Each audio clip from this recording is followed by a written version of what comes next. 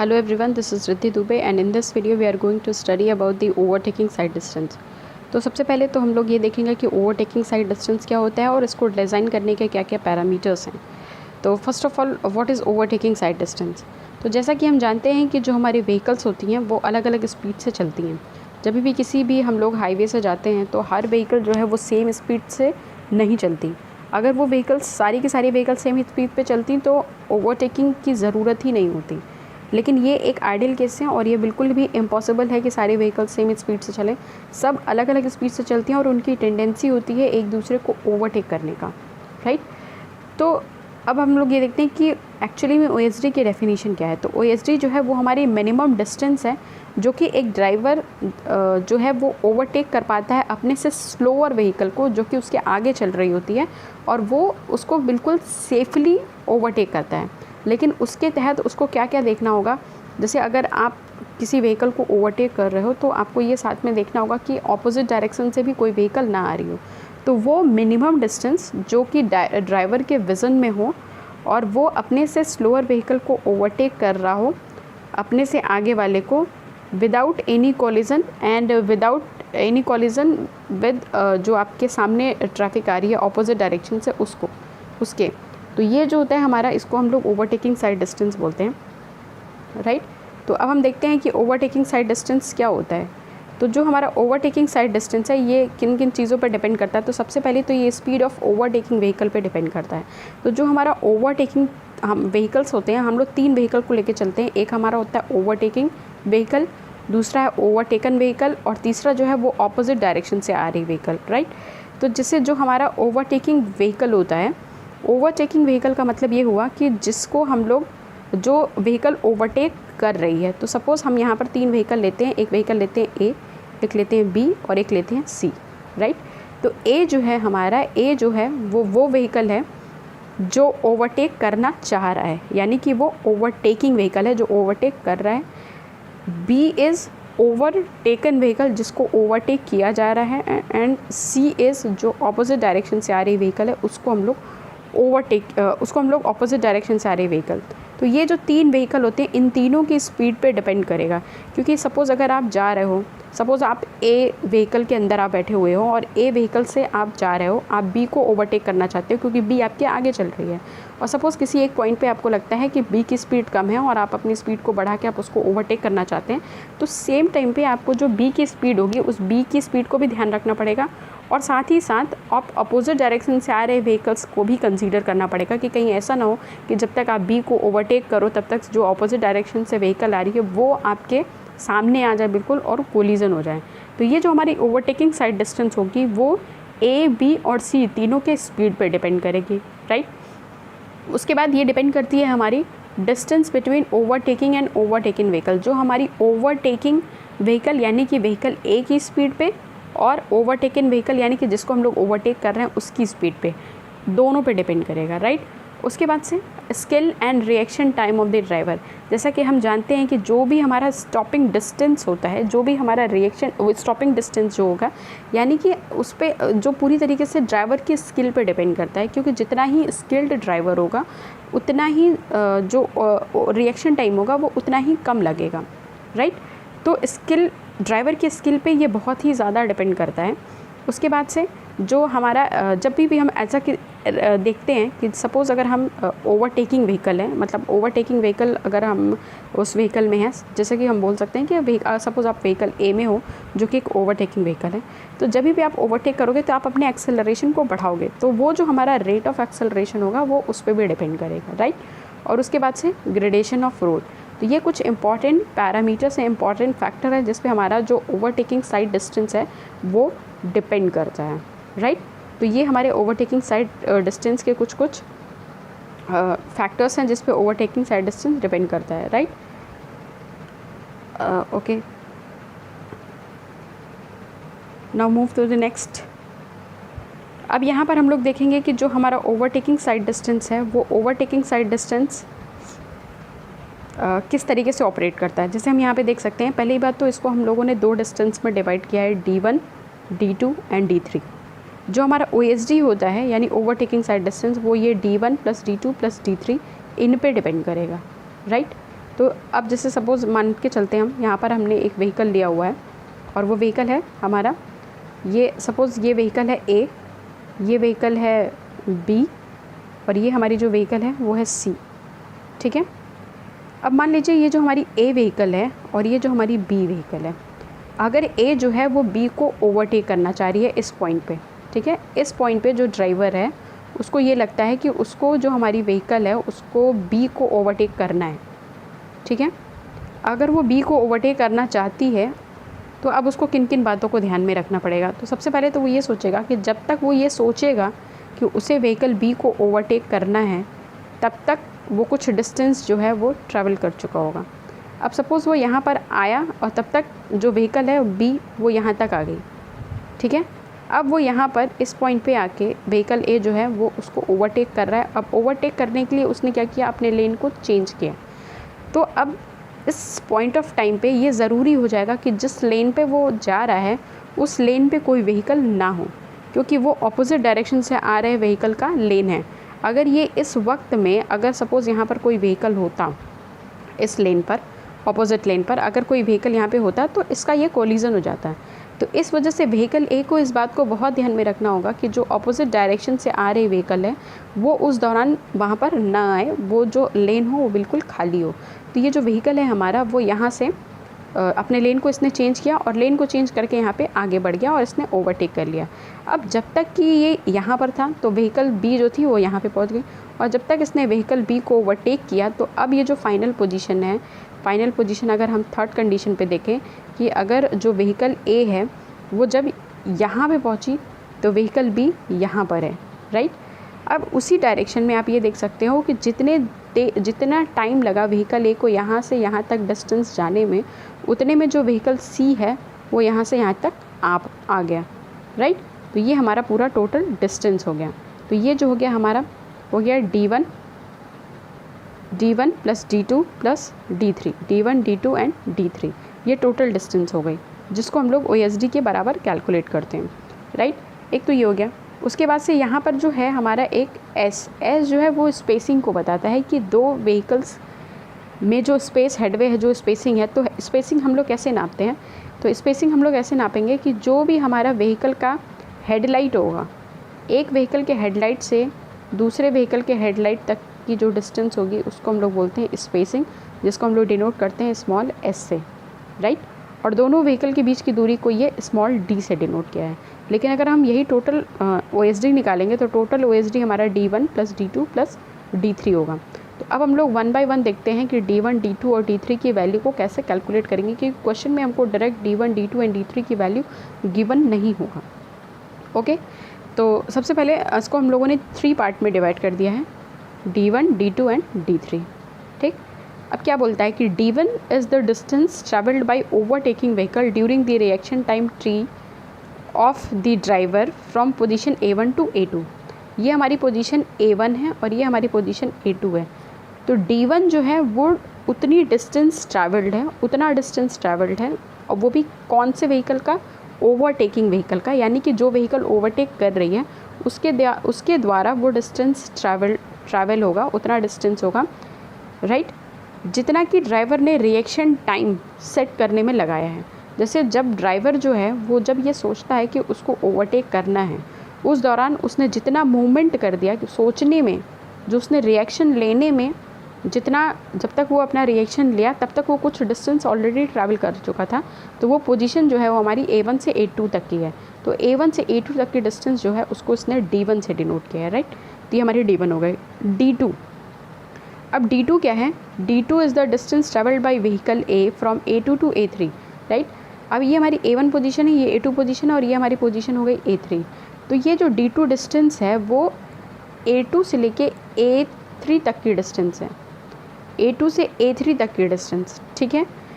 जो हमारा actual overtaking operation, actually देखा जाए तो ओवरटेक तो वो इसी टाइम, इसी डिस्टेंस में किया है, ठीक है। वो अलग बात है कि इसके पहले उसने जो रिएक्शन टाइम में कुछ अपना डिस्टेंस गवा दिया, बट एक्चुअल ओवरटेकिंग तो हमारा ये D2 है। तो ये D2 में जितना उसने टाइम लिया उस टाइम को हम लोग डिनोट करते हैं कैपिटल T से, राइट। तो ये जो हमारा कैपिटल T है वो हमारा टाइम है, एक्चुअल टाइम है जिसमें ओवरटेकिंग ऑपरेशन हुआ है, राइट। अब देखते हैं हम D3। तो D3 क्या है? D3 जो है वो हमारा ऑपोजिट डायरेक्शन से आ रही व्हीकल का डिस्टेंस है। जैसे कि मान लीजिए जब इसने यहाँ पर D3 जो है, जब हमारा व्हीकल A2 से A3 पोजीशन में गया, जो हमारा ओवरटेकिंग व्हीकल है A2 से A3 में गया, तब तक जो ऑपोजिट डायरेक्शन से आ रही व्हीकल है वो C2 से C1 पे आ गया। ठीक है, तो ये जो होगा वो हमारा कैपिटल T ही सेकंड में, राइट? ज़रूर, ये तो बिल्कुल भी जाहिर बात है कि इसको अगर ट्रैवल करने में कैपिटल T सेकंड लगा है, तो कैपिटल T टाइम में ही जितना ये यहाँ से यहाँ तक के डिस्टेंस कवर कर लेगा, वही हमारी डिस्टेंस D3 हो जाएगी। ठीक है, तो अब हम इसका एक इक्वेशन निकाल लेते हैं। तो राइट, ये क्लियर है ना कि D1, D2 एंड D3 कौन कौन से डिस्टेंस हो गई। D1 डिस्टेंस जो हमारा ड्राइवर रिएक्शन टाइम लेता है, उस दौरान उसने जितना मूवमेंट कर लिया वो हमारी D1 डिस्टेंस हो गई।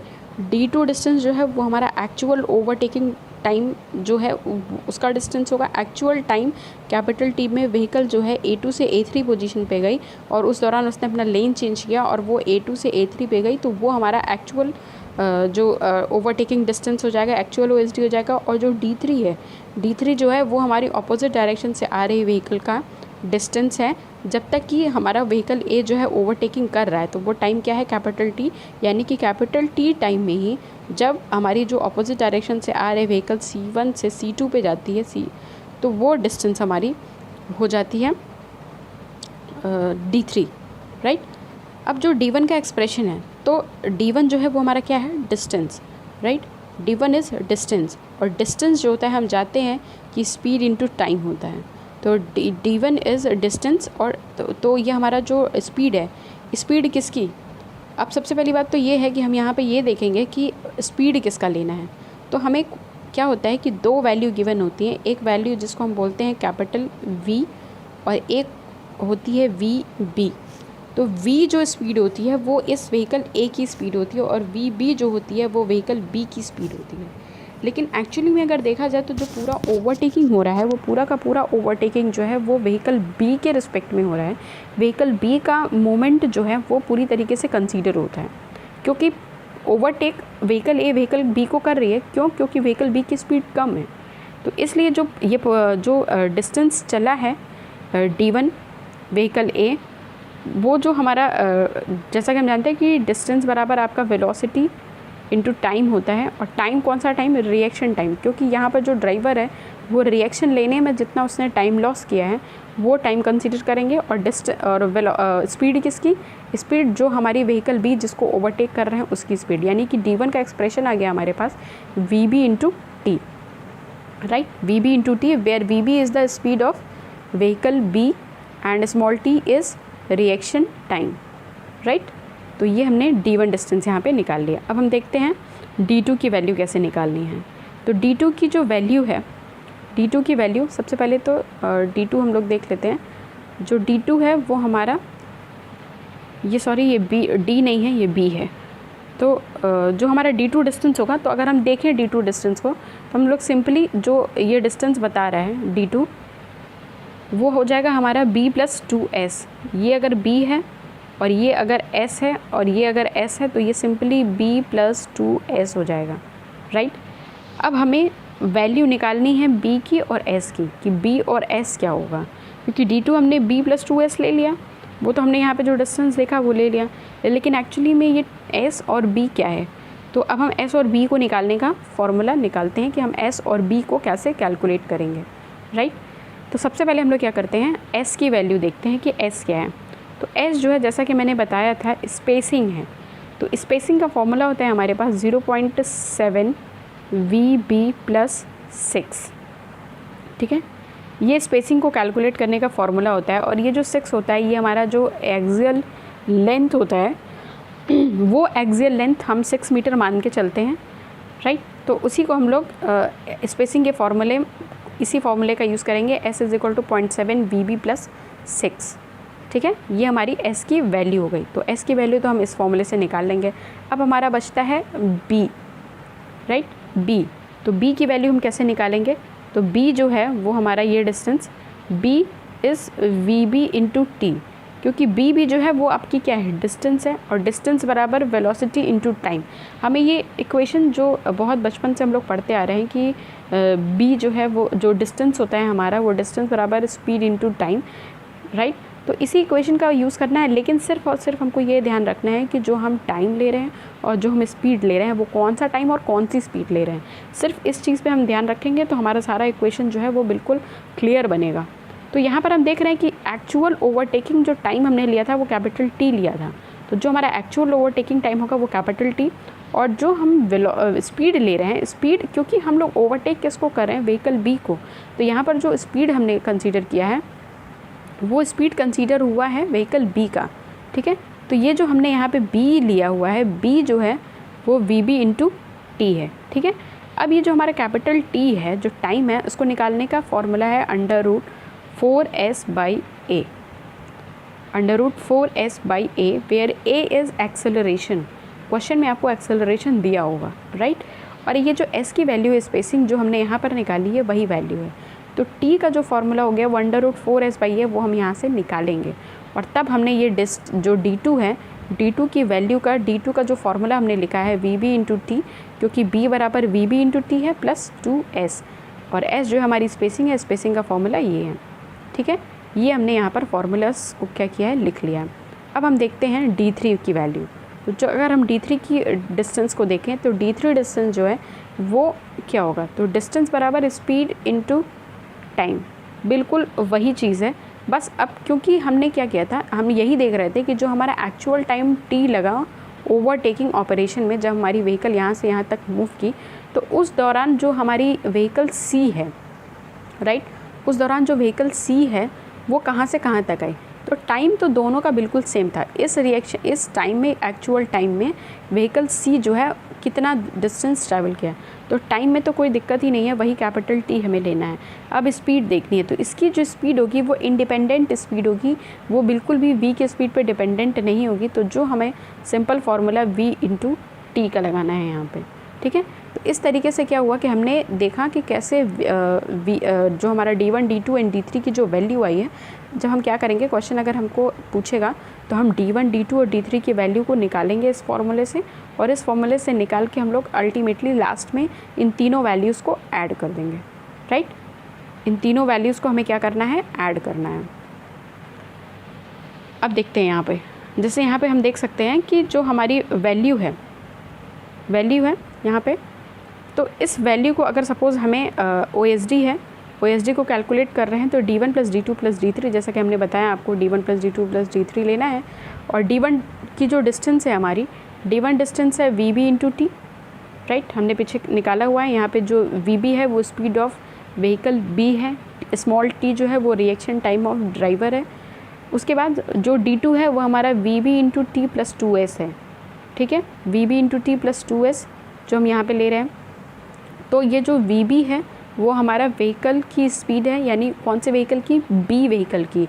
और बी व्हीकल कौन सी है, जिसको हम लोग ओवरटेक कर रहे हैं, यानी कि ओवरटेकन व्हीकल, तो वो हमारी vb हो गई। तो vb इंटू कैपिटल टी जो है वो हमारा actual reaction, actual overtaking operation के दौरान जो एक्चुअल टाइम है वो हमारा कैपिटल टी है। और 2s, s जो है वो स्पेसिंग है, जैसा कि हम जानते हैं। d3 की जो वैल्यू है वो है आपकी v into capital T, where capital T is वही आपका जो एक्चुअल ओवरटेकिंग ऑपरेशन परफॉर्म करने में जो टाइम लगा है कैपिटल टी से, जिसको डिनोट करें, एंड v इज़ वेलोसिटी। तो ये हमने यहाँ पे OSD का जो डेफिनीशन, OSD का जो फॉर्मूला देखा है वो यही हमारा मेन फार्मूला है, ये वाला फार्मूला, राइट, ये हमारा मेन फार्मूला है। अब हम ये देखते हैं कि ओवरटेकिंग जो है, ओवरटेकिंग जब हम लोग करते हैं तो हमारे पास दो कंडीशन होती है, एक होती है मिनिमम लेंथ ऑफ ओवरटेकिंग और एक होती है desirable length of overtaking, right. तो हम ये देखेंगे कि मिनिमम और डिज़ायरेबल लेंथ क्या होती है।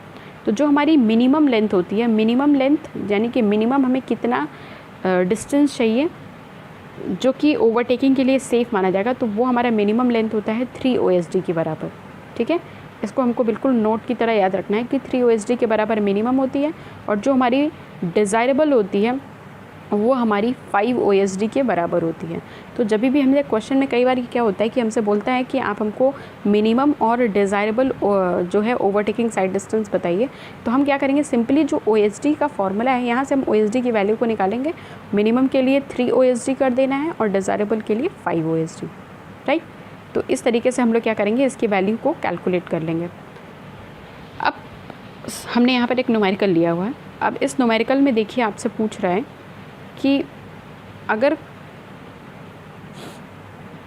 The speed of overtaking and overtaken vehicle is are 70 and 40 kmph। Overtaking जो व्हीकल है उसकी स्पीड 70 है और जिसको ओवरटेक कर रहा है उसकी स्पीड 40 है, ठीक है, respectively on a two way road. Two way road है, टू वे रोड का मतलब सीधा मतलब ये हो गया कि एक तरफ से व्हीकल जा रही है और एक तरफ से व्हीकल आ रही है। अब सपोज़ अगर यहाँ पे कोई व्हीकल है, मैं आपको बता के दिखाती हूँ। सपोज़ अगर ये हमारा रोड है और ये हमारा बीच में लेन डिवाइड है, ये हमारी व्हीकल A है, ठीक है, और ये हमारी व्हीकल B है, और इधर से व्हीकल आ रही है C। ये जो A व्हीकल है वो B को ओवरटेक करना चाहता है, तो B को ओवरटेक करने के लिए वो इस लेन से जाके यहाँ पर आके उसको ओवरटेक करेगा। तो ये जो हमारी A की स्पीड है, A की स्पीड जो है वो है हमारी 70 और B की जो स्पीड है वो आपको दे रखा है 40, ठीक है। उसके अलावा आपको क्वेश्चन में ये बोला है कि एक्सेलरेशन की वैल्यू उसने दे रखी है, A की वैल्यू 0.99 मीटर पर सेकेंड स्क्वायर। एक्सेलरेशन की वैल्यू हमें दे रखी है। अब हमसे पूछ रहा है क्वेश्चन में कि calculate this safe overtaking side distance. हमें OSD की वैल्यू निकालनी है। फिर बोल रहे हैं कि हमें मिनिमम लेंथ ऑफ OSD बताइए, तो हमने बताया था मिनिमम लेंथ के लिए 3 OSD। और फिर बोल रहे हैं कि draw a need sketch of overtaking zone. हमें एक ओवरटेकिंग जोन का स्केच भी बनाने को बोला गया है। तो सबसे पहले हम इस क्वेश्चन को सॉल्व करते हैं। सिंपली हमको क्वेश्चन में सीधा बोल रखा है कि OSD हमें निकालना है, तो हमें ज़्यादा दिमाग नहीं लगाना। OSD निकालना है तो सिंपली OSD का फॉर्मूला क्या है, D1 + D2 + D3। ये हमें पता है कि इसका फॉर्मूला D1 + D2 + D3 है। तो अब आगे क्या करेंगे, आगे करने के लिए हमें D1, D2 और D3 की इंडिविजुअल वैल्यू जो है वो फाइंड आउट करनी होगी।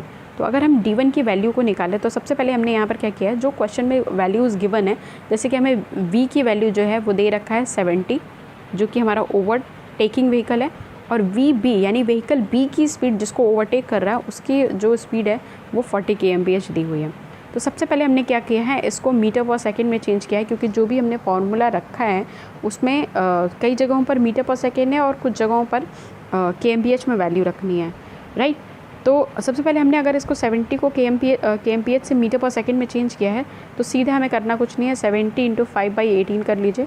यहाँ से आपको ये जो वैल्यू है V की वो हमें आपको मिल जाएगी मीटर पर सेकेंड में, जो कि आ गई है आपकी 19.4 मीटर पर सेकेंड। इसी तरीके से हमने VB की वैल्यू को कैलकुलेट किया, और VB की वैल्यू है हमारी 40 kmph, और 40 को 5/18 से डिवाइड कर दिया, वैल्यू आ गई हमारी 11.1 मीटर पर सेकेंड, राइट। एक्सेलरेशन की वैल्यू हमें क्वेश्चन में 0.99 मीटर पर सेकेंड दिया हुआ है। तो अब आते हैं हम सोल्यूशन की ओर। तो सोल्यूशन में सबसे पहले हम D1 डिस्टेंस निकालते हैं। तो जो हमारी D1 डिस्टेंस होती है वो D1 डिस्टेंस क्या होती है, तो D1 का फॉर्मूला हमने देखा था VB × T है, ठीक है, VB × T, way T is reaction time, T is total reaction time taken by driver. Driver ने जो रिएक्शन टाइम लिया था ये सोचने के लिए जो ओवरटेकिंग वो कर रहा है उसके लिए जो उसने रिएक्शन टाइम लिया वो स्मॉल t था, और VB जो है वो स्पीड ऑफ व्हीकल था, व्हीकल B का स्पीड था, राइट। तो अब हमें क्या करना है, पहले हम 1 बाय 1 वैल्यू कैलकुलेट करेंगे। तो D1 निकालने के लिए हमने टोटल रिएक्शन टाइम यानी स्मॉल t की जो वैल्यू लेते हैं OSD के केस में वो हम लोग लेते हैं 2 सेकेंड, राइट। स्मॉल t हम 2 सेकेंड लेते हैं इन केस ऑफ OSD, और जो VB है, VB is speed of vehicle B, ठीक है। तो स्पीड ऑफ व्हीकल B जो है क्वेश्चन में हमें 11.1 हमने निकाल रखा है ऑलरेडी मीटर पर सेकेंड में चेंज करके, और जो हमने T है वो रिएक्शन टाइम 2 सेकेंड OSD में लेना है। इस बात को हमें हमेशा ध्यान रखना है कि हमेशा total reaction time in case of OSD overtaking side distance में 2 सेकेंड, और SSD में स्टॉपिंग साइड डिस्टेंस में इट्स 2.5। इस चीज़ को नहीं भूलना है बिल्कुल, ऐसा ना हो कि कई बार कन्फ्यूज़न हो जाती है और OSD में भी 2.5 रिएक्शन टाइम लेते हैं। नहीं, जो OSD में हम रिएक्शन टाइम लेंगे वो हमेशा 2 सेकेंड का लेंगे। तो जो D1 की वैल्यू आ गई हमारी वो 22.2 मीटर आ गई, राइट, तो इस तरीके से हमने D1 की वैल्यू को जो है वो कैलकुलेट कर लिया। अब हम क्या करेंगे, D2 की वैल्यू देखेंगे। तो D2 की वैल्यू के लिए हमें पहले तो जो इंपॉर्टेंट फैक्टर्स हैं पहले हम उसको ध्यान में रख लेंगे। This is capital T। सबसे पहले हमें S, क्योंकि आपको क्वेश्चन में क्या है, S की वैल्यू को पहले फाइंड आउट करना है। हमने S निकालना है, हमें कैपिटल T की वैल्यू को निकालनी है। S और T हम कैलकुलेट करेंगे। तो S निकालने के लिए जो स्पेसिंग है हमारा, स्पेसिंग को कैलकुलेट करने के लिए जो हमने फॉर्मूला ऑलरेडी देख रखा था, S is 0.7 V into B plus 6, right, 0.7 VB plus 6। तो हम क्या करेंगे, इस फॉर्मूले में हमने वैल्यू को पुट किया 0.7 VB जो है वो स्पीड ऑफ व्हीकल B है। तो स्पीड ऑफ व्हीकल B हमने यहाँ पे क्या देखा, 11.1। तो 11.1 हमने यहाँ पे रख दिया प्लस 6। ये वैल्यू हमने यहाँ से स्पेसिंग निकाली, स्पेसिंग आ गई हमारी 13.8, राइट, 13.8 आ गई। अब हमने T निकालना है। तो जब हम कैपिटल T की वैल्यू को निकालेंगे, जो कि हमारा एक्चुअल ओवरटेकिंग करने में जितना भी टाइम लगा था उसको हमने कैपिटल T से निकाला था, और कैपिटल T जो है वो हमारा इक्वल होता है √4s/a के, राइट। S जो है वो हमारा वही स्पेसिंग है जो हमने अभी ऊपर निकाल रखा है फॉर्मूला 0.7 VB प्लस 6 से। तो S की वैल्यू है हमारी 13.8, और जो A है वो एक्सेलरेशन है, और एक्सेलरेशन की वैल्यू हमें क्वेश्चन में दे रखी है 0.99। तो हमने यहाँ पे क्या किया, इस फॉर्मूले में T is equal to √4s/a में S और A की वैल्यू को रखा, और उसके बाद हमने क्या किया, वैल्यू निकाल लिया। वैल्यू आ गई हमारी T की 7.47 सेकेंड, ठीक है। अब हम लोग क्या करेंगे कि सिंपली जो हमारा D2 वाला फॉर्मूला है VB into capital T plus 2S, इसमें हम D2 की वैल्यू को क्या करेंगे, निकालेंगे। तो D2 की वैल्यू जब हम निकालेंगे, तो हमने यहाँ पर जब D2 की वैल्यू निकाला है तो वो वैल्यू आ गई है हमारी 110.5। 110.5 हमारी D2 डिस्टेंस आ गई है, यानी कि जो एक्चुअल ओवरटेकिंग डिस्टेंस है जिसमें व्हीकल A ने व्हीकल B को ओवरटेक किया, वो आ गई हमारी 110.5। अब हम क्या करेंगे, D3 डिस्टेंस निकालेंगे, और D3 डिस्टेंस निकालने के लिए हमने जो फॉर्मूला लगाया है वो कैपिटल V इंटू T। तो T जो है वो वही एक्चुअल टाइम है जो ओवरटेकिंग के दौरान लिया गया था व्हीकल A द्वारा व्हीकल B को ओवरटेक करने के लिए, and V is velocity, V is speed of vehicle, ठीक है। तो अब क्या होगा कि हम जो कैपिटल T की वैल्यू हमने 7.47 निकाला था, वो 7.47 हमने यहाँ पे रख दिया। अब ये जो V है वो व्हीकल B की नहीं है, वो इंडिपेंडेंट स्पीड है व्हीकल B की स्पीड, क्योंकि जो C है वो हमारा व्हीकल जो D3 डिस्टेंस है, अगर आप डायग्राम में देखेंगे तो डायग्राम में वो जो ऑपोजिट लेन से आ रही व्हीकल है उसका डिस्टेंस D3 है। जब हमारा एक्चुअल ओवरटेकिंग होता है तो जो ऑपोजिट डायरेक्शन से आ रही व्हीकल भी तो मूव कर रही है, वो रुकी तो है नहीं। तो जब वो मूव करेगा तो सामने से आ रही व्हीकल भी जो है वो भी कुछ डिस्टेंस ट्रैवल कर जाएगा। तो उस डिस्टेंस को हमने D3 से डिनोट किया था, और जब D3 से डिनोट किए हैं तो वो आ गया आपका V इंटू T, और V की वैल्यू हमने क्वेश्चन में मीटर पर सेकंड में जो निकाली है वो 19.4 है, और जो कैपिटल T है वो 4.47 है, और ये जो हमारी टोटल वैल्यू आ गई वो 144.9 मीटर की आ गई, राइट, D3 की। अब जब हम OSD की वैल्यू को फाइंड आउट करेंगे, तो OSD की वैल्यू को फाइंड आउट करने का सिंपल सा तरीका है D1 plus D2 plus D3, D1 D2 and D3। अब हमने D1 D2 D3 निकाल लिया, और सारी वैल्यूज़ को हम क्या करेंगे, ऐड कर देंगे, तो हमारी वैल्यू आ जाएगी अप्रॉक्सीमेटली 278 मीटर, राइट। अब क्योंकि क्वेश्चन में हमसे बोल रखा था कि हमें निकालनी है मिनिमम लेंथ ऑफ OSD, तो मिनिमम लेंथ ऑफ OSD निकालने के लिए हमने कुछ नहीं करना है, 3 OSD के बराबर ये आपका फॉर्मूला में होता है, हमें पता है ये कि 3 OSD के बराबर। तो 3 में हमने OSD जो वैल्यू निकाली है 278, उसको मल्टीप्लाई कर दिया, हमारा मिनिमम लेंथ ऑफ OSD आ गया 834। और अगर हम डिज़ायरेबल लेंथ निकालेंगे तो डिज़ायरेबल लेंथ जो है हमारी 5 OSD के बराबर है, जो कि वैल्यू आ गई आपकी 1390 मीटर, ठीक है, 5 OSD के बराबर। तो ये हमारी मिनिमम और डिज़ायरेबल लेंथ आ गई, राइट। तो ये था हमारा OSD का क्वेश्चन। अब आते हैं हम हॉरिजॉन्टल अलाइनमेंट पे कि हॉरिजॉन्टल अलाइनमेंट क्या होता है। तो सबसे पहले हम देखते हैं कि व्हाट इज़ हॉरिजॉन्टल अलाइनमेंट, और उनको हम जब भी हम सेट करते हैं हॉरिजॉन्टल अलाइनमेंट तो हमें कौन कौन से फैक्टर्स को ध्यान में रखना होता है।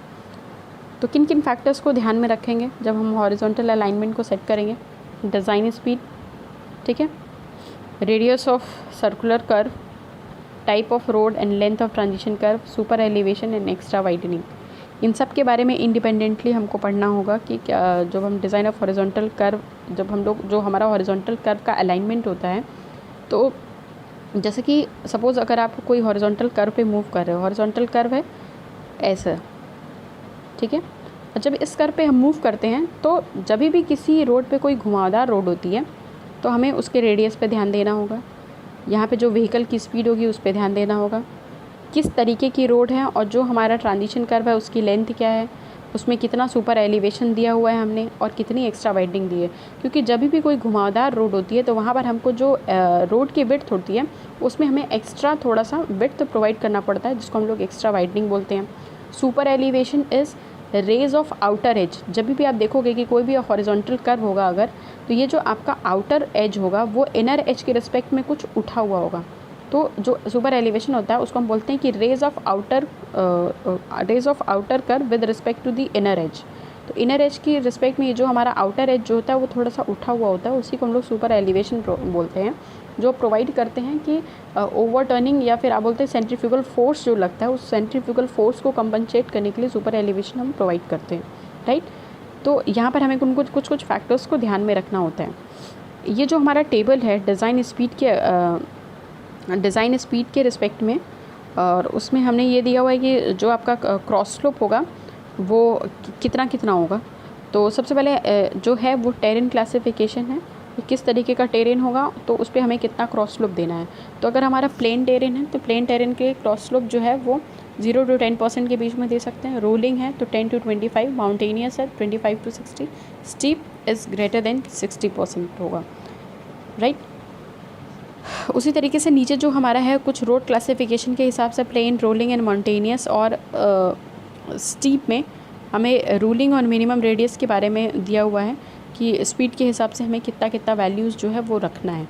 ये जो चार्ट है वो एज़ पर IRC होता है, तो हमें इतना कुछ याद रखने की ज़रूरत नहीं है, क्योंकि नॉर्मली जो क्वेश्चन प्रोवाइडेड होते हैं उन क्वेश्चन में ये वैल्यूज़ हमें गिवन होती हैं, ठीक है। तो इसलिए इसको बहुत याद रखने की ज़रूरत नहीं है। हाँ, अंडरस्टैंडिंग पॉइंट ऑफ व्यू से आपको पता होना चाहिए कि कौन सी वैल्यूज़ हैं और कौन सी वैल्यूज़ गिवन होती हैं और क्या होता है।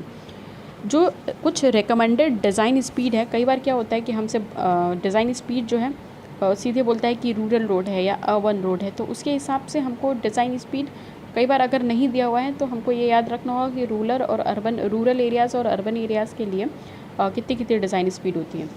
तो हमको वो कभी कभार याद रखना पड़ सकता है, क्योंकि वो कभी कभी क्वेश्चन में पूछता है। अदरवाइज़ नॉर्मली क्वेश्चन में आपको ज़्यादातर इवन वैल्यू जो होती हैं स्पीड की वो गिवन होती हैं, राइट।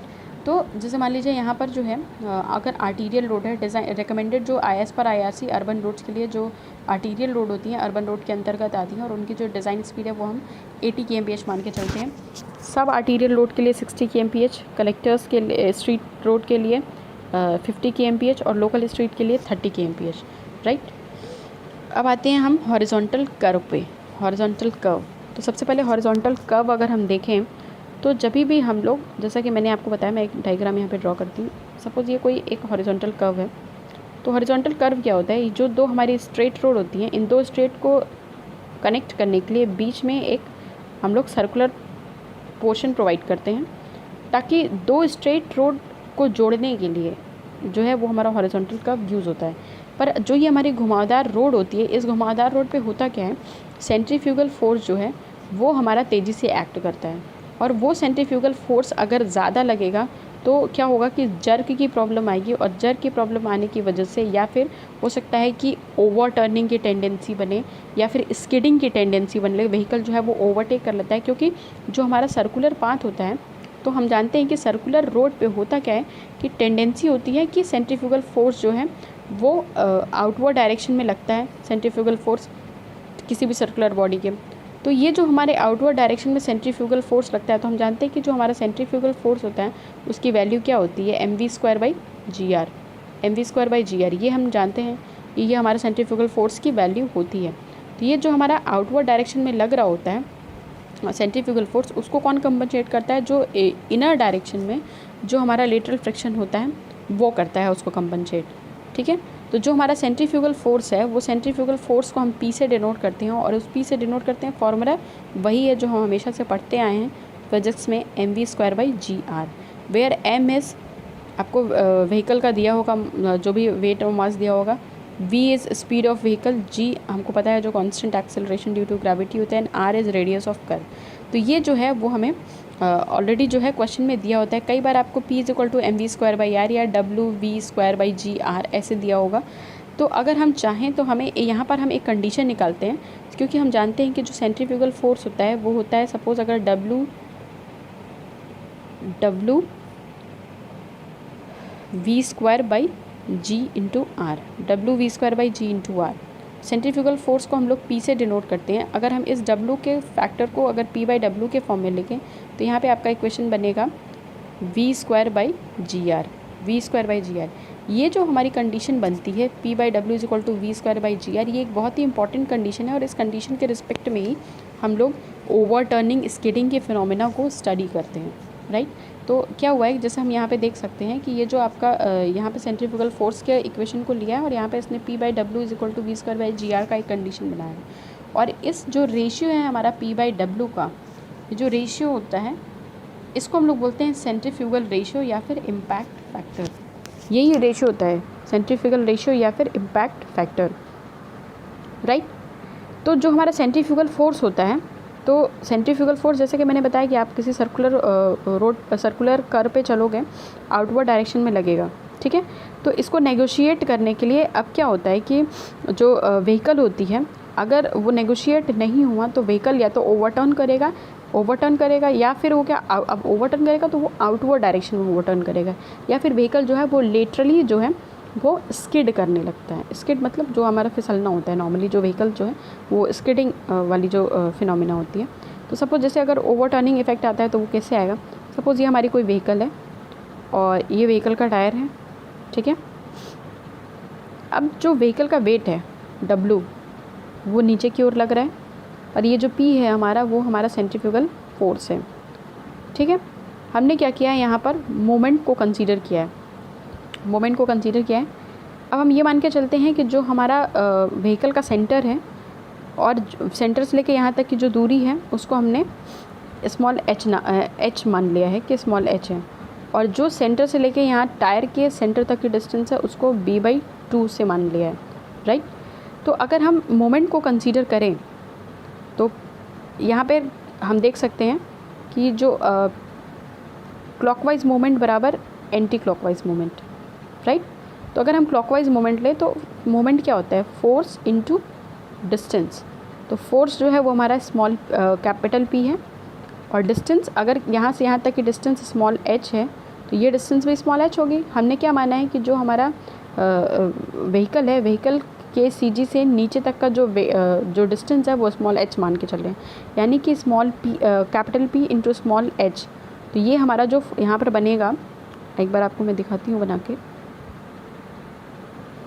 ये जो बनेगा हमारा P इंटू h, ये हमारा क्लॉकवाइज हो गया, ठीक है। Clockwise moment P into h is equals to anti clockwise moment. तो एंटी क्लॉकवाइज मोमेंट फोर्स क्या है, W, और क्योंकि अगर ये टोटल को हम B मान लें तो ये जो हमारा हाफ हो जाएगा वो क्या हो जाएगा, b/2, right. Half is b/2, तो ये हो जाएगा हमारा W इंटू b/2। तो क्लॉकवाइज मोमेंट बराबर एंटी क्लॉकवाइज मोमेंट। तो जो यहाँ पर हमने P इंटू H बराबर W इंटू b/2 लिया, तो जो P/W का रेशियो है, जो कि हमने इसके पिछले पढ़ा था, सेंट्रीफ्यूगल रेशियो या जो इम्पैक्ट फैक्टर की वैल्यू है P/W is equal to b/2h, ये इसके बराबर आ गई। इसका मतलब ये हो गया कि अगर जो हमारे सेंट्रीफ्यूगल रेशियो है, सेंट्रीफ्यूगल रेशियो क्या है, P/W, अगर सेंट्रीफ्यूगल रेशियो की वैल्यू जो है वो b/2h के बराबर पहुंच जाती है, तो वो जो हमारा सिचुएशन होगा वो डेंजर सिचुएशन होगा, किस पॉइंट ऑफ व्यू से, ओवरटर्निंग के पॉइंट ऑफ व्यू से, ठीक है। यानी कि जो P/W का, ये कंडीशन को हमें याद रखना है कि अगर P/W is equals to somewhere at some point P/W is equals to b/2h, then this will be the danger position for the vehicle overturning के point of view से, right। तो ये हमारा ओवरटर्निंग इफेक्ट आ गया।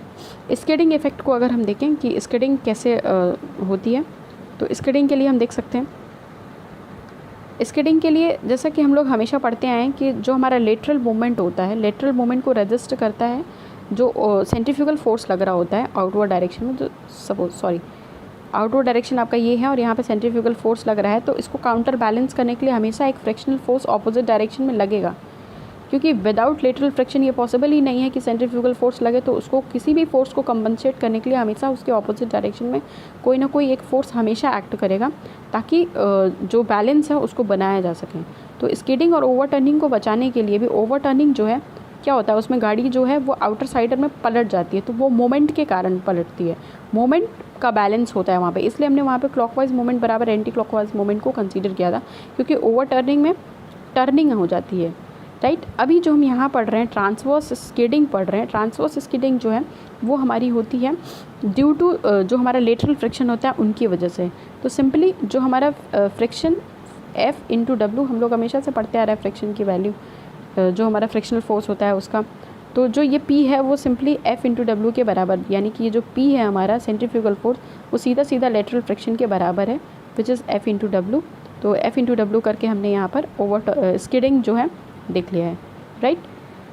अब आते हैं हम लोग सुपर एलिवेशन पे। तो व्हाट इज़ सुपर एलिवेशन? जैसा कि हमने बताया है आपको, जो हॉरिजॉन्टल कर्व होता है उस हॉरिजॉन्टल कर्व पे जो हम लोग स्लोप प्रोवाइड करते हैं ट्रांसवर्स डायरेक्शन में, वो भी आउटर एज पे, आउटर एज पे क्यों करते हैं हम ये प्रोवाइड?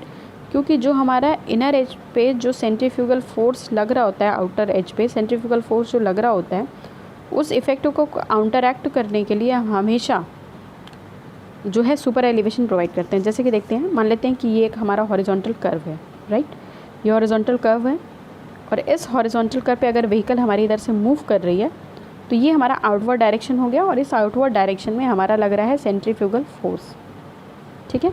और इस सेंट्रीफ्यूगल फोर्स को काउंटरएक्ट करने के लिए इनवर्ड डायरेक्शन में लग रहा है हमारा लेटरल फ्रिक्शन, क्योंकि अगर इस CF जो है, अगर हमारा सेंट्रीफ्यूगल फोर्स अकेले लगेगा तो जैसा कि हमने देखा था, अभी इसके पहले कंडीशन पड़ी थी कि जो सेंट्रीफ्यूगल रेशियो है अगर वो B/2H के बराबर हो जाता है, या फिर अगर इस फोर्स को कोई बैलेंस नहीं करेगा तो ओवरटर्निंग या स्किडिंग की सिचुएशन बनेगी। तो इसलिए इनवर्ड डायरेक्शन में हमारा लेटरल फ्रिक्शन लगता है।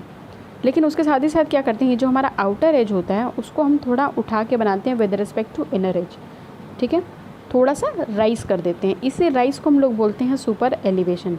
और ये सुपर एलिवेशन हम लोग किस पर्पज़ से करते हैं? जो हमारा सेंट्रीफ्यूगल फोर्स की वजह से इफ़ेक्ट आ रहा होता है उसको रिड्यूस करने के लिए, उसको काउंटरएक्ट करने के लिए। तो जो हमारा स्किडिंग या फिर जो ओवरटर्निंग की सिचुएशन बनेगी उसको हम ख़त्म करने के लिए ही क्या करते हैं, सुपर एलिवेशन जो है वो प्रोवाइड करते हैं, राइट। तो ये हमारा सुपर एलिवेशन हो गया। अब हम देखते हैं सुपर एलिवेशन को कैसे हम लोग जो है, फॉर्मूला होता है हमारा सुपर एलिवेशन का। तो जो हमारा मेन फार्मूला होता है सुपर एलिवेशन का, वो फार्मूला होता है ये E+F बराबर V²/127R, ठीक है।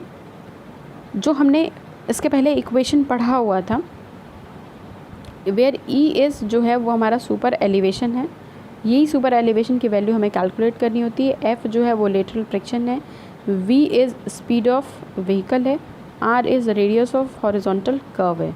तो ये इक्वेशन हमको बिल्कुल याद रखना है कि E+F बराबर V²/127R, ये हमें याद रखना बहुत ही इम्पॉर्टेंट है। अगर हम क्या करें, कई बार आपको क्वेश्चन में बोलता है कि calculate the value of super elevation, तो हम इसी फॉर्मूले का यूज़ करके सुपर एलिवेशन की वैल्यू को फाइंड आउट करेंगे।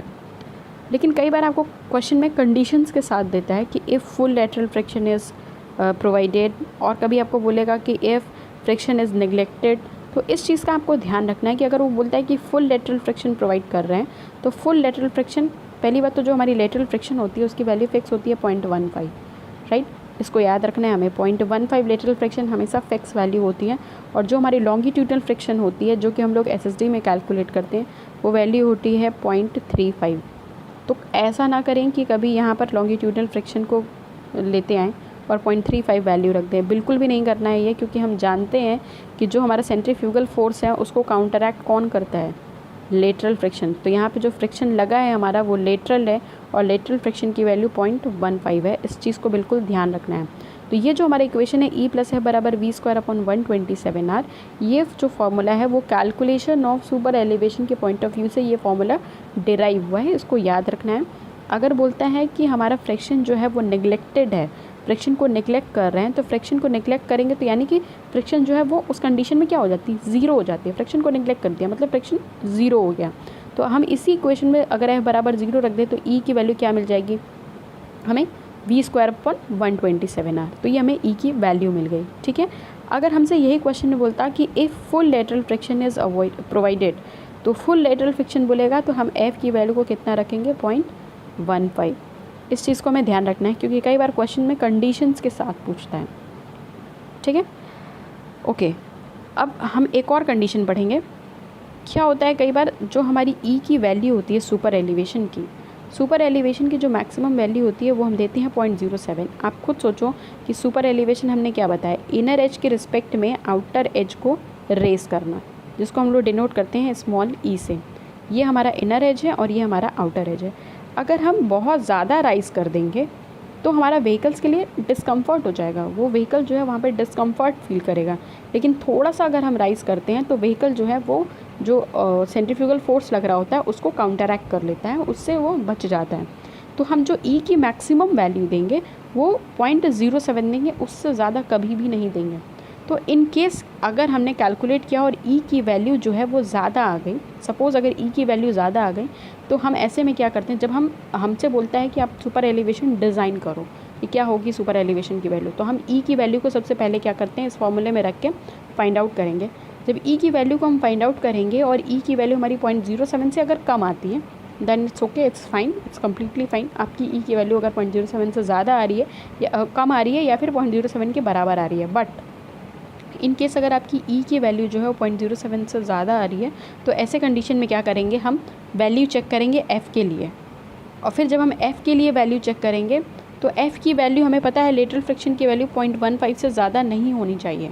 तो अब हम यहाँ पे चेक करेंगे, मान लीजिए हमारी ई की वैल्यू आ गई, जैसे कि अभी हम क्वेश्चन करेंगे आगे, सपोज़ अगर ई की वैल्यू आ गई 0.08, ठीक है। अगर स्टेप 1 में ई की वैल्यू 0.08 आ गई तो हम स्टेप 2 की तरफ बढ़ेंगे और एफ़ की वैल्यू को कैलकुलेट करेंगे। लेकिन इसका मतलब ये नहीं है कि हम 0.08 लेके कैलकुलेट करेंगे, बिल्कुल भी नहीं, हमेशा हम 0.07 लेके कैलकुलेट करेंगे। अगर वैल्यू ज़्यादा आ रही है तो, अगर वैल्यू कम आएगी तो हम क्या करेंगे, जो हमारी वैल्यू होगी, जो भी कम वैल्यू होगी, सपोज़ अगर 0.04 आ रही है तो 0.04 रख के एफ़ की वैल्यू को फ्रैक्शन को कैलकुलेट करेंगे, ठीक है। लेकिन अगर इनकेस वैल्यू ज़्यादा आ गई तो जहाँ पर अगर सुपर एलिवेशन ज़्यादा हो गया, ठीक है, या लेटरल फ्रिक्शन की वैल्यू जो है वो हमारी ज़्यादा हो गई, तो ऐसे केस में क्या करेंगे, जो हमारी अलाउएबल स्पीड होगी वो अलाउएबल स्पीड की वैल्यू निकालते हैं। वहाँ पर हम ये देखते हैं कि अब अगर सपोज़ इन केस अगर ज़्यादा हो जाती है वैल्यू ई और एफ़ की, तो हम ई की वैल्यू अगर ज़्यादा होगी तो एफ़ की वैल्यू को कैलकुलेट करेंगे, और एफ़ की वैल्यू भी अगर ज़्यादा आ गई तो हम क्या करेंगे, वहाँ पर अलाउएबल स्पीड निकालेंगे, राइट। तो हम यहाँ पर एक क्वेश्चन लेते हैं। क्वेश्चन में हमको बोल रहा है कि एक हॉरिजॉन्टल कर्व है और इसका रेडियस है 100 मीटर, ठीक है। हॉरिजॉन्टल कर्व है, उसका रेडियस है 100 मीटर, यानी कि आर की वैल्यू हमें सीधे 100 मीटर दे रखी है। क्वेश्चन में साथ ही हमें बोल रखा है कि डिज़ाइन स्पीड है हमारा 50 kmph, design speed is 50 kmph, और कोएफिशिएंट ऑफ लेटरल फ्रिक्शन है हमारा 0.15। तीन वैल्यूज़ हमें दे रखी है। अब हमसे 1 बाय 1 पार्ट ए में पूछ रहा है कि हमें कैलकुलेट करना है सुपर एलिवेशन की value if full lateral friction is provided. देखिए अभी पहले ही में इसने बोल दिया है कि फुल लेटरल फ्रिक्शन प्रोवाइडेड है और हमें सुपर एलिवेशन की वैल्यू को कैलकुलेट करना है इन कंडीशन 1, इन पार्ट 1।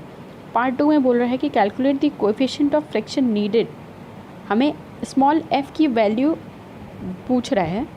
पार्ट 2 में पूछ रहा है कि हमें कोएफिशिएंट ऑफ फ्रिक्शन निकालनी है if no super elevation is provided. अगर हमें कोई सुपर एलिवेशन नहीं दिया हुआ है तो उस कंडीशन में एफ़ की वैल्यू क्या होगी। पार्ट सी में पूछ रहा है कि calculate the equilibrium super elevation if pressure on inner and outer wheel should be equal. Equilibrium super elevation की वैल्यू निकालनी है अगर हमारा जो प्रेशर है इनर और आउटर व्हील पे अगर दोनों पे सेम हो अगर प्रेशर, तो हमारा इक्विलिब्रियम सुपर एलिवेशन की वैल्यू क्या होगी, ये हमसे पूछ रखा है। तो चलिए हम 1 बाय 1 वैल्यू निकालते हैं। सबसे पहले तो हमसे बोल रखा है कि calculate the super elevation required for full lateral friction. Simply बोल रखा है कि फुल लेटरल फ्रिक्शन, तो फुल लेटरल फ्रिक्शन यानी कि F की वैल्यू आपकी कितनी हो गई 0.15। हमको सोचना ही नहीं है क्योंकि क्वेश्चन में ऑलरेडी बोल रखा है कि फुल लेटरल फ्रिक्शन। तो अब सबसे पहले तो हमारे पास फॉर्मूले को मैं देखना है, फॉर्मूला क्या है, कैलकुलेट करने के लिए बोला है सुपर एलिवेशन, तो E + F बराबर v²/127R। इसमें भी कुछ नहीं सोचना है, यही है ही सुपर एलिवेशन को निकालने का फॉर्मूला, इसके अलावा कोई फॉर्मूला नहीं है सुपर एलिवेशन को कैलकुलेट करने का, not for design, it's for calculation. अगर आपसे बोलता है कि क्वेश्चन में कि कैलकुलेट द सुपर एलिवेशन, हमेशा हम इसी फॉर्मूले का यूज़ करेंगे। हाँ, अगर बोलेगा डिज़ाइन, उसके बारे में हम आगे देखेंगे कि डिज़ाइन कैसे करना है। अगर बोलता है कि आप सुपर एलिवेशन को डिज़ाइन करिए तो उसके लिए थोड़ा सा अलग है। तो सबसे पहले हम देखते हैं कि अगर बोल रहा है कि अगर फुल लेटरल फ्रिक्शन प्रोवाइड करते हैं तो हमको आप E की वैल्यू को बताइए। तो हमने फुल लेटरल फ्रिक्शन, अब हमने फार्मूला लिखा सबसे पहले, फार्मूला E + F बराबर v²/127R, जहाँ पे हमें फ्रिक्शन की वैल्यू देनी है 0.15 और हमें E की वैल्यू को निकाल लेना है। तो E की वैल्यू हमने जब F बराबर 0.15 दिया तो हमने यहाँ पर F की वैल्यू 0.15 ले लिया है। V जो है हमारी यहाँ पर वेलोसिटी इन kmph है, वेलोसिटी हमको क्वेश्चन में स्पीड जो है वो 50 kmph दी हुई है और R जो है वो हमको 100 मीटर का दिया हुआ है। हमने सारी वैल्यूज़ रखी और हमने यहाँ पर E की वैल्यू को कैलकुलेट किया। तो E की वैल्यू को कैलकुलेट कर लिया हमने जब, तो E की वैल्यू आ गई 0.047। तब हमने बोला क्या था कि 0.07 से ज़्यादा नहीं होना चाहिए। यहाँ पर क्या है 0.07 से कम है, तो this is fine, this is fine. E की जो वैल्यू है वो हमारी आ गई 0.047, राइट। अब हमसे पार्ट बी में बोल रखा था कि हमें F की value, calculate the value of friction if no super elevation is provided.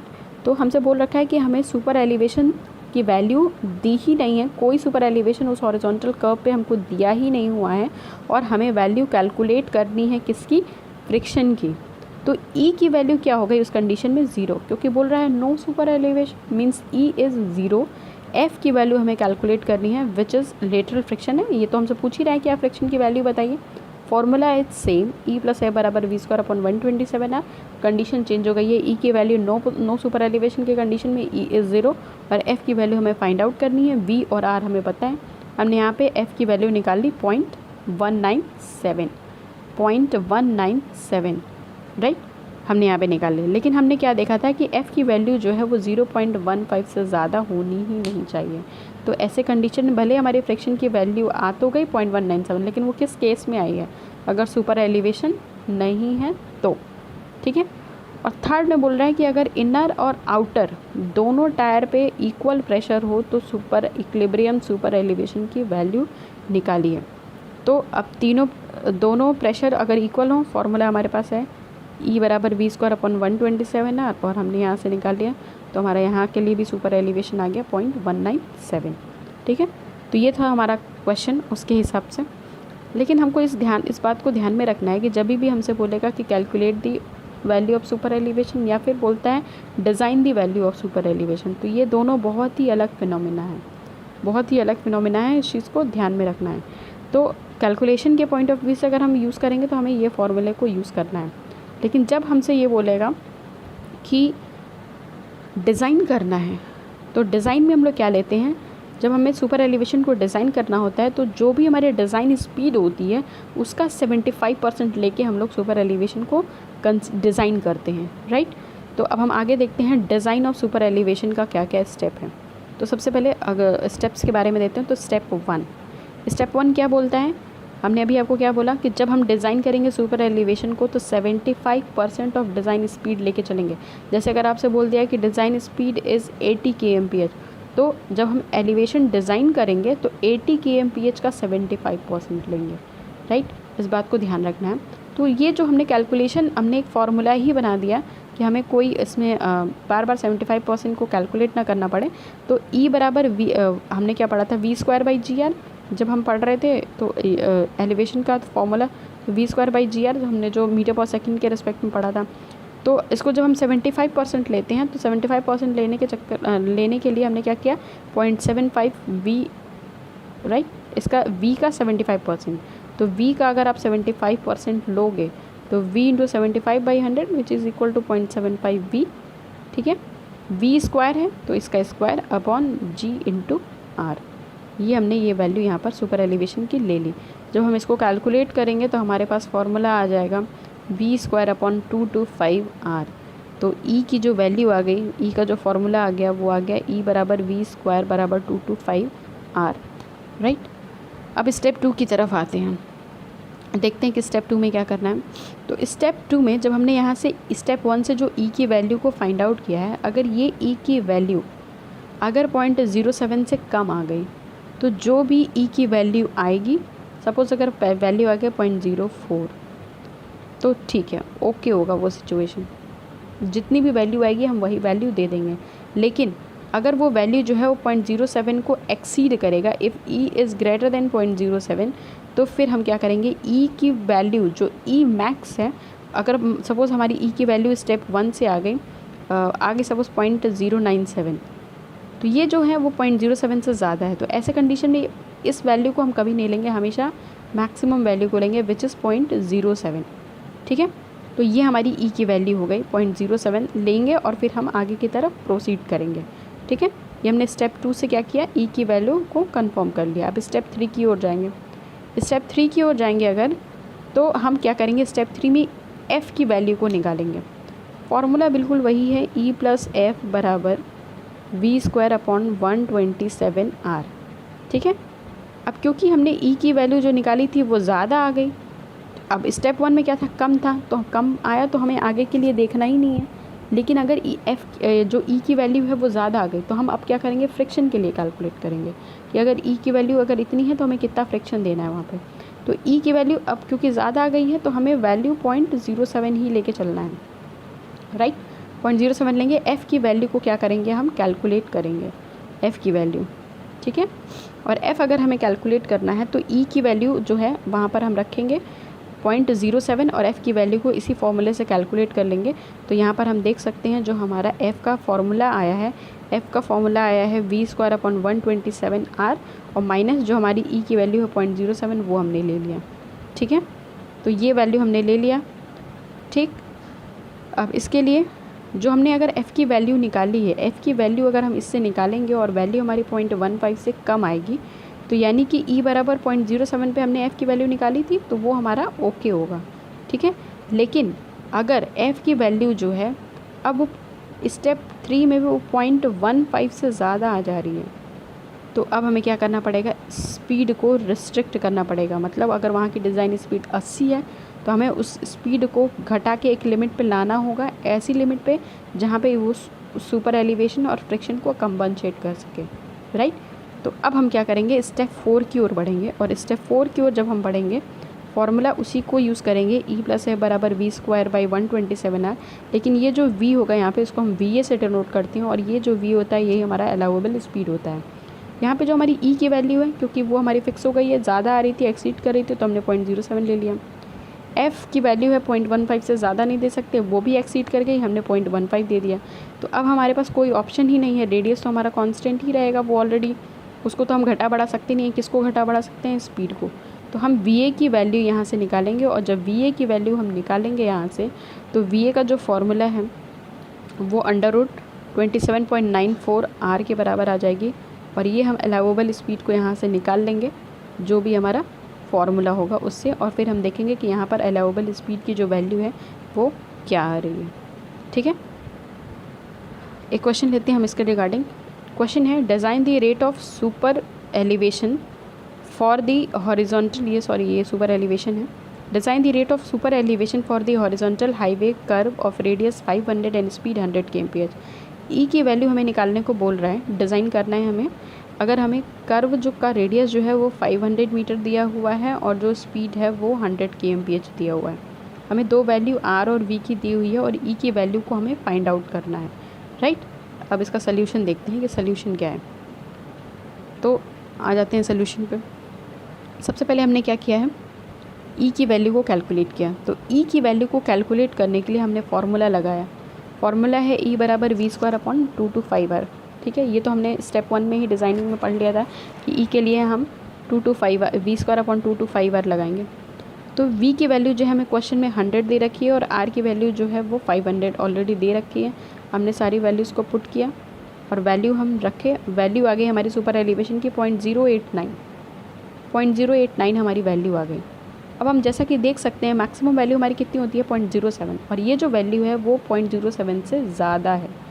तो अगर ये वैल्यू हमारी ज़्यादा आ रही है, इसका मतलब है कि हमें स्टेप 2 की ओर मूव करना पड़ेगा, स्टेप 1 को यहीं पे क्लोज़ करना पड़ेगा। अगर हमारी वैल्यू जो होती है अगर 0.07 से कम होती तो हम क्या करते, उस जो कम आती वही सुपर एलिवेशन मान लेते, हमें आगे के लिए डिज़ाइन नहीं करना पड़ता।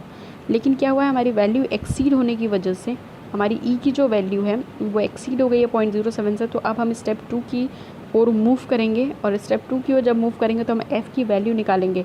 लेकिन जो हम सुपर एलिवेशन की वैल्यू रखेंगे वो सुपर एलिवेशन की वैल्यू 0.08 नहीं रखना है।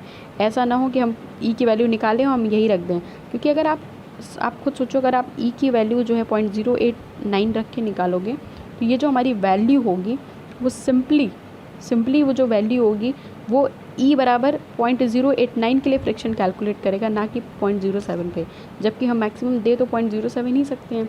इसलिए अब हम ई की वैल्यू को क्या करेंगे, यहाँ पे कैलकुलेट करेंगे। तो एफ़ की वैल्यू को कैलकुलेट करेंगे और ई की वैल्यू क्या रखेंगे 0.07, राइट। तो ई की वैल्यू हमने 0.07 रख दिया और एफ़ की वैल्यू हम कैलकुलेट करें। फॉर्मूला हमें वही यूज़ करना है, ई प्लस एफ बराबर v²/127r, और ई की वैल्यू 0.07 रख दिया हमने, एफ़ की वैल्यू हमने रख दिया जो हमें निकालनी है, वी की वैल्यू क्वेश्चन में 100 दिया हुआ है, आर हमें 500 दिया। यहाँ पे हमने क्या की, एफ़ की वैल्यू फाइंड आउट की, और एफ़ की वैल्यू जो है वो हमारी आ गई 0.087। तो हम जानते हैं कि एफ़ के लिए जो लिमिटेशन है वो 0.15 है लेटरल फ्रिक्शन। कभी भी 0.15 से ज़्यादा नहीं होना चाहिए, लेकिन उससे कम या फिर उसके बराबर हो सकता है, ठीक है। तो उससे कम और उसके बराबर अगर हो सकता है तो ये जो हमारी वैल्यू आई है वो 0.15 से कम आई है, यानी कि जो हमारा डिज़ाइन है वो सेफ़ है, डिज़ाइन जो है वो सेफ़ है। अगर ई की वैल्यू हम 0.07 देंगे तो एफ़ की जो वैल्यू है 0.087 आ रही है, which is under the limitation. तो ये हमारा जो एफ़ की वैल्यू कैलकुलेट हुई है वो बिल्कुल भी सही है, राइट। अगर हमारी ये एफ़ की वैल्यू क्रॉस कर जाती तो हम क्या करते हैं, अगर एफ़ की वैल्यू क्रॉस कर जाती तो फिर हम स्टेप 4 की ओर मूव करते हैं, और स्टेप 4 में क्या बोल रखा था कि अलाउएबल स्पीड निकालनी है। तो हमें वहाँ पे क्या वी की वैल्यू को निकालना पड़ता है, क्योंकि एफ़ और ई की वैल्यू जो है वो हमारे लिए फ़िक्स है। ई 0.07 से ज़्यादा नहीं हो सकता, एफ़ 0.15 से ज़्यादा नहीं हो सकता। ये दोनों वैल्यूज़ जो हैं वो फ़िक्स हैं, इनको हम चेंज नहीं कर सकते। और जो हमारी आर है, रेडियस ऑफ हॉरिजॉन्टल कर्व, वो भी जो हमें दिया रहेगा वो भी फिक्स होगा। अब ऐसा तो होगा नहीं कि एक बार हमने रोड कंस्ट्रक्ट कर दी तो बार बार हम उसका रेडियस चेंज करते रहेंगे, तो रेडियस तो हम बिल्कुल नहीं छेड़छाड़ कर सकते। तो आर की वैल्यू जो है वो भी कांस्टेंट होगी। तो सिर्फ और सिर्फ इस पूरे इक्वेशन में बच क्या रहा है, वी को ही, जो हमारी व्हीकल की स्पीड है उसको घटा बढ़ा सकते हैं। तो वही हमारी अलाउएबल स्पीड को हम, अगर हमारी एफ़ और ई दोनों एक्सीड हो जाता तो हम यहाँ पर अलाउएबल स्पीड निकालते हैं। और जब हम अलाउएबल स्पीड निकालते तो क्वेश्चन में हमें, जो क्वेश्चन में वेलोसिटी या स्पीड जो दे रखी है वो 100 kmph के अराउंड दे रखा है, तो हमारी जो अलाउएबल स्पीड आती वो कुछ रिस्ट्रिक्ट होके आती, वो हमेशा लेस देन 100 kmph आती। कोई भी वैल्यू आ सकती थी 100 kmph से, लेकिन हमेशा कम आती। तो अगर हमारे ई और एफ़ एक्सीड करेगा तो फिर हम क्या करेंगे, एफ़ की जो हमारी वी की वैल्यू होगी, स्पीड ऑफ व्हीकल होगा, उसको रिस्ट्रिक्ट करेंगे स्पीड को, और फिर हम देखेंगे कि कितनी स्पीड आ रही है। अगर वो लेस देन 100 आएगी, सपोज़ आपके लिए क्रॉस है, क्रॉस चेक करने के लिए आप समझ लो इसको, जो हमारी अलाउबल स्पीड आती है वो रिस्ट्रिक्टेड स्पीड होती और वो हमारी 100 kmph से हमेशा कम होती, ठीक है। तो this is all about the design of super elevation, and I hope this video will help you to understand the various topic regarding the geometric design of the pavement. Thank you so much for watching this video.